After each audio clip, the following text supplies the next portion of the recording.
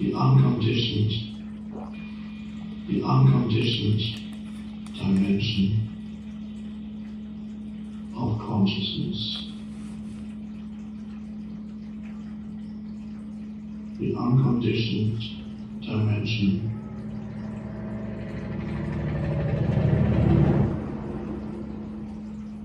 to who you are, you, the unconditioned you, the unconditioned I.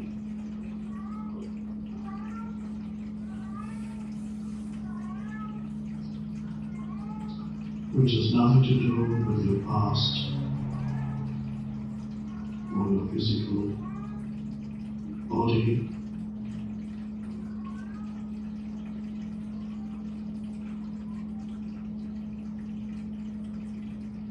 or your person or personality.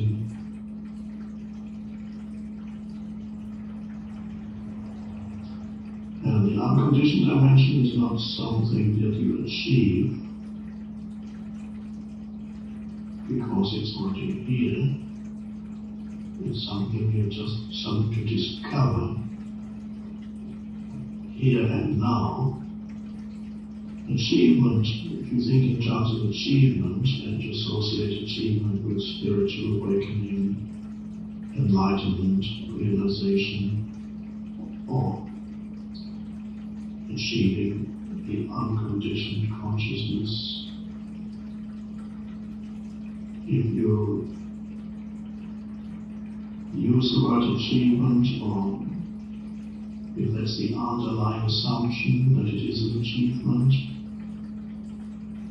there's an implication that it's in the past because you need to achieve it. There's an implication that it's in the future because you need to achieve it. There's something to achieve. So you're pushing it away out of your present, and so you miss it again because you're trying to achieve it.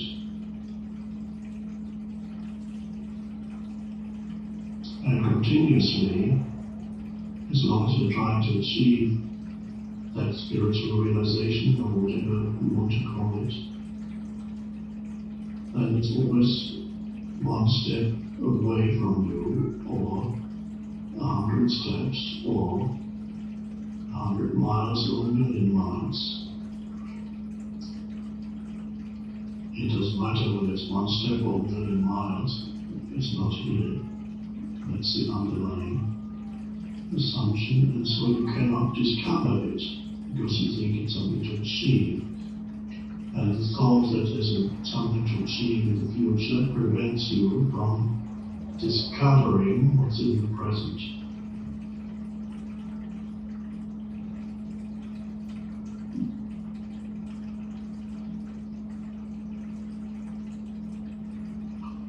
On other levels of your life, achievement is fine. It's good to achieve certain things, to learn something new, to bring something into manifestation, to create something, even to have goals.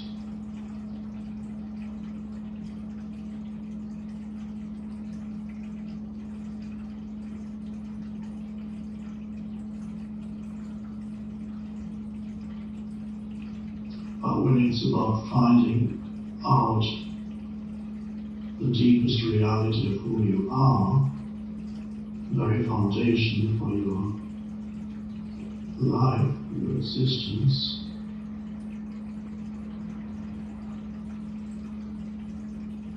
then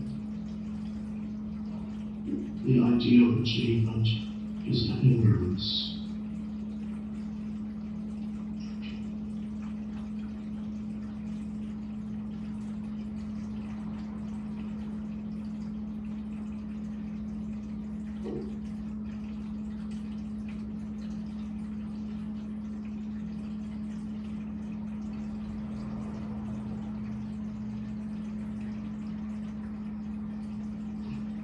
So, the unconditioned dimension of consciousness is to be discovered. it is,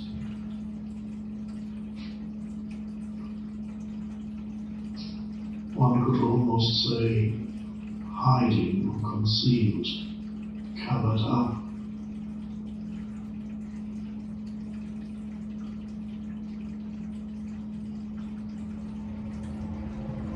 Behind and in between your thoughts, behind and even within all sense perceptions.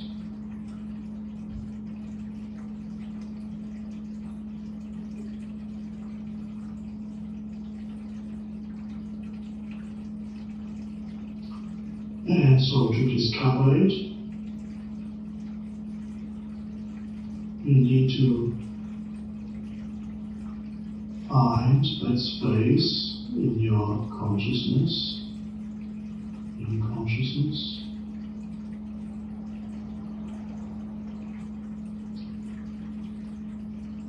where you're not thinking.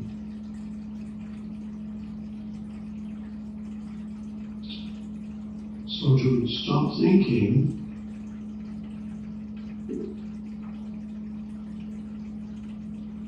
may not be the best way of pointing towards it, although I might have used that expression a few times. To stop thinking again implies that there's some active doing involved. It might also make you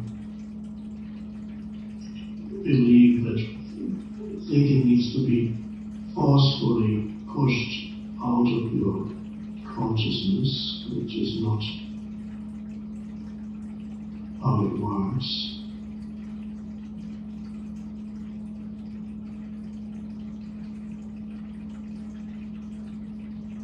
It's to discover that that space of not thinking is already there between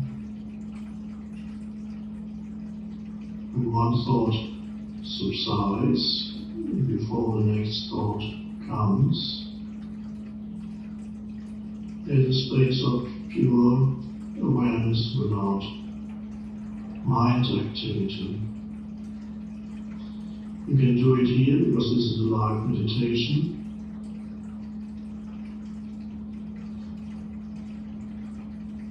Whenever I'm not speaking, which is part of the time here, be aware that I'm not speaking. So we have the gaps between one sentence and another sentence, between one word and another word.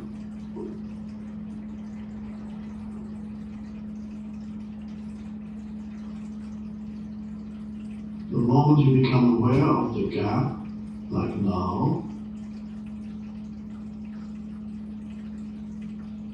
you're not thinking.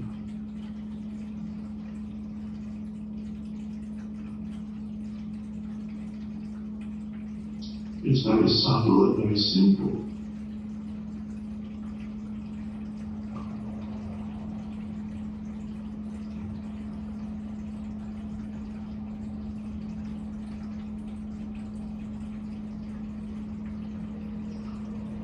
And yet, that's the most important thing in your life, to become familiar with that dimension. Conscious without thought, spacious, still, but alert, not the stillness of moving towards sleep, but alert stillness.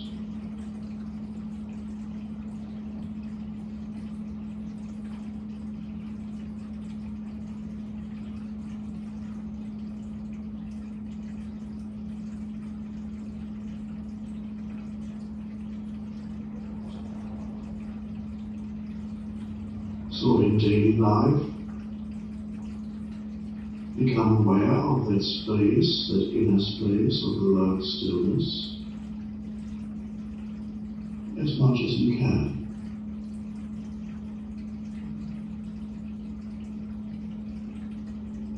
Initially, you may need a crutch, so to speak,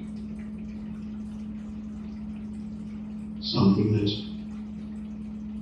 helps you, for example, alert sense perception,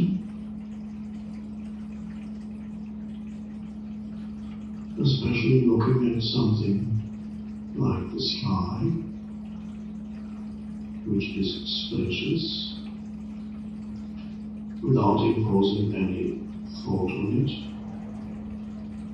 but being aware of the one who is looking.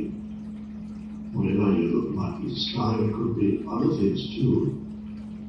You're looking at something, at the same time you're aware that you are looking. Now when I say you, it's not the historical you, not the person, but you as the consciousness.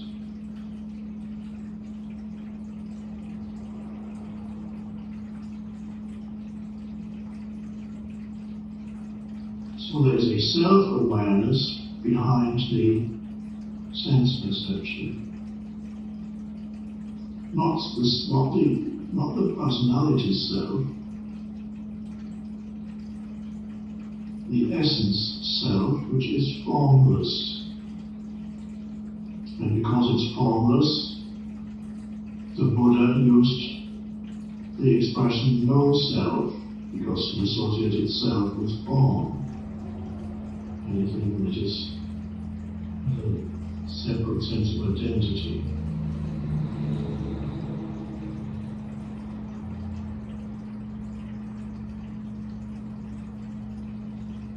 That's what Jesus pointed to. Nobody understood it at the time, not even for 2,000 years afterwards. Deny thyself.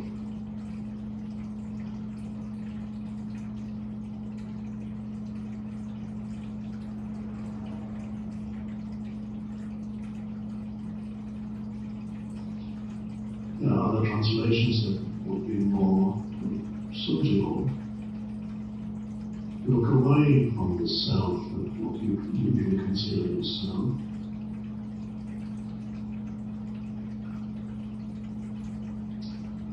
Look deeper.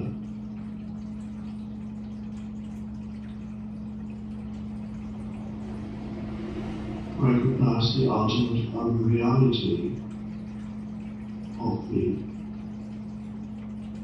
conditioned self. So become familiar with awareness or presence, pure awareness, pure presence in daily life. Of course, here especially.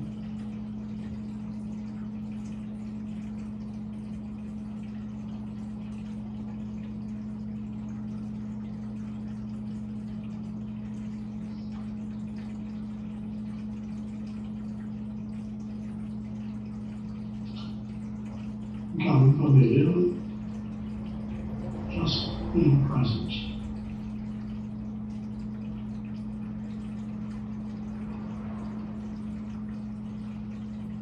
As you know, you can use your breath awareness to take you also out of thinking and become present.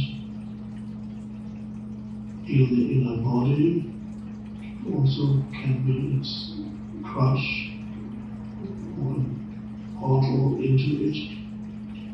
And then the time comes, and it may be now, don't wait for it, when you can just go step out of thinking without needing anything to help you step out of thinking. You can just go, okay, I'm not thinking now.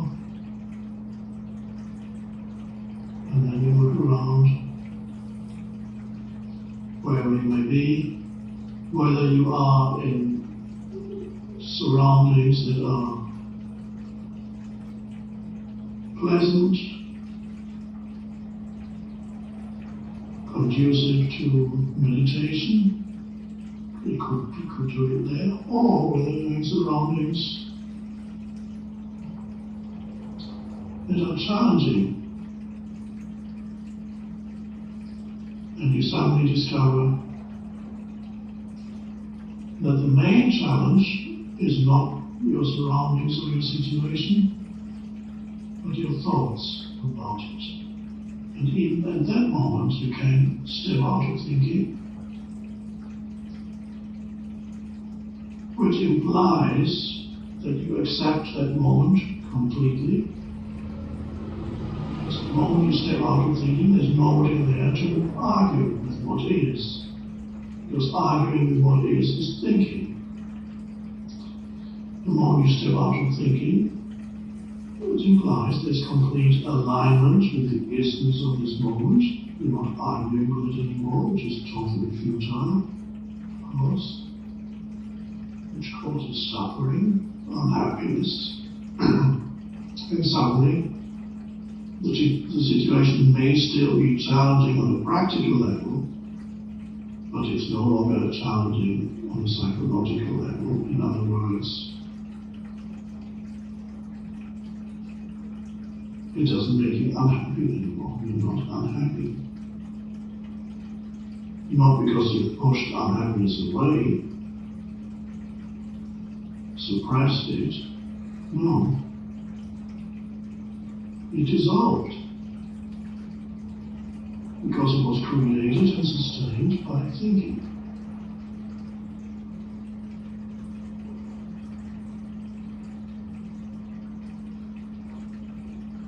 So it's wonderful to discover a challenging situation that you can step out of thinking there too. And some people need a challenge to be able to be motivated to take that step out of thinking. They can't stand this unhappiness anymore and suddenly realize it's basically my thinking that's making me unhappy and not what's happening. And they step out of thinking. Oh.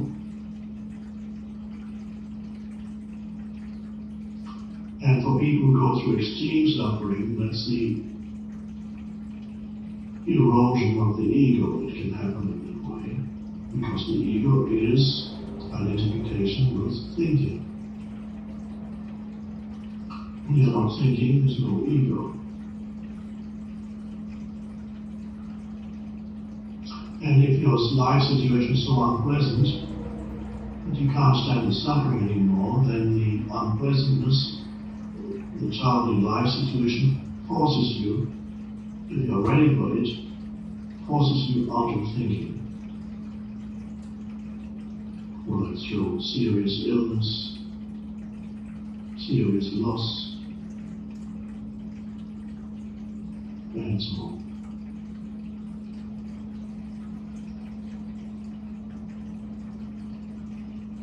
But I suggest to you here that you don't wait for life to force you out of thinking, but voluntarily step out of thinking. It's an evolutionary leap. That step is you jump out of thinking.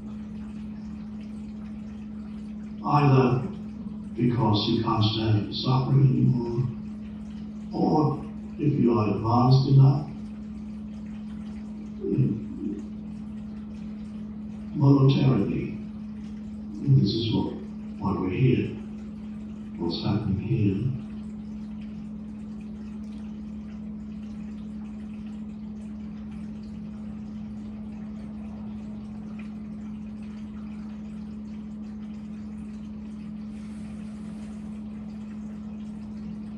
And even while you think, after a while you can notice that there's not a complete loss of awareness in the background, even while you're thinking.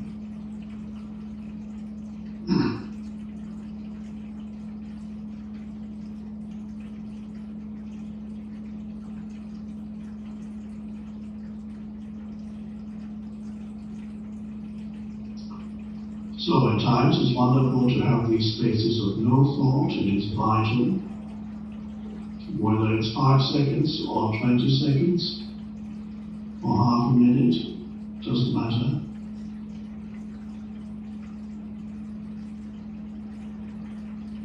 That's the evolution of consciousness, that's the awakening. And gradually you no longer rely on thinking for your sense of identity.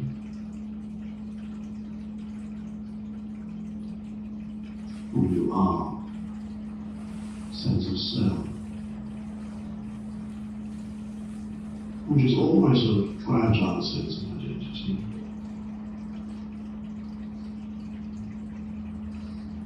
Vulnerable, always lacking in this or that. Never satisfied for long.